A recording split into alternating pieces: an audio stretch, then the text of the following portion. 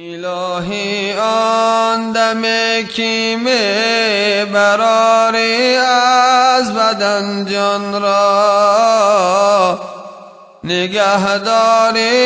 ز خوفی خاتمه این نور ایمان را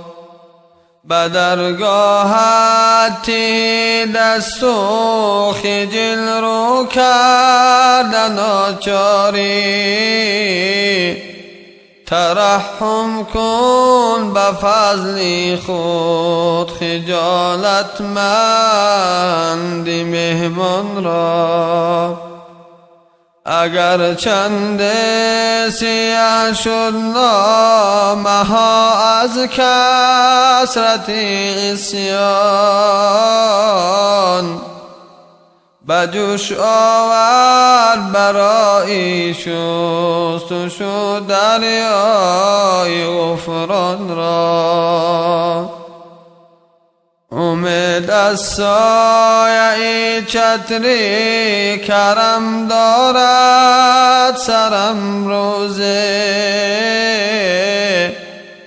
اگر تابی به فرقی عاجزان خورشید تابان را بود وردی زبانم نافلا اثبات الا الله به حق افضل ذکرت گران کن وزن میزان را به جان و دل در اینجا عاشقان را دوست می‌دارم به جان و دل در اینجا عاشقان را دوست می‌دارم مساز از دل رشم جدا آنجا محبان را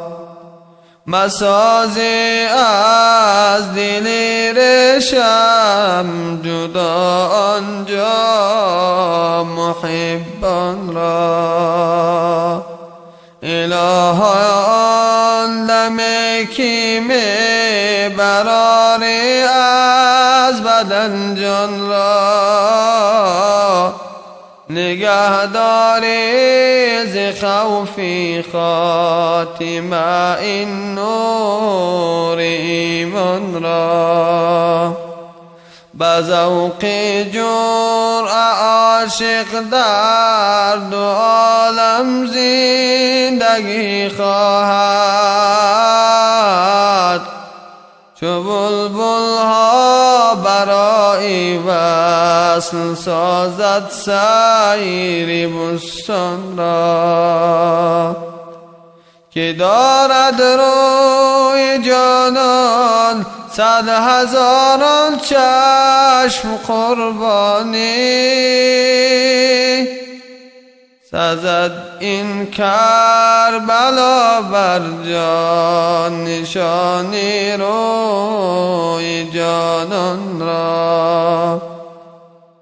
جنون دستی ته گرچه سفر داری به درگاهش بخوان لا تخنت امید دل کن فضل سبحان را بخوان لا تخنت امید دل کن فضل سبحان را